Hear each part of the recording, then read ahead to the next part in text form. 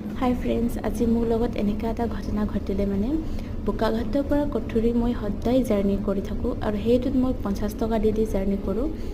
সেই 50 টকা জাৰ্ণিত আজি এই যোৰহাটৰ বাছখনত যিজন সেই চশমা ক'লা চশমা পিন্ধা ড্ৰাইভাৰজন আৰু চালকজন আছে, আপুনি লাষ্ট মোমেণ্টত দেখিব আপোনালোকে। ইহঁতে জানেনে কি কৰিছে? 100 টকা লৈছে, 50 টকা জেগাত 100 টকা মানে 50 টকা বেছি।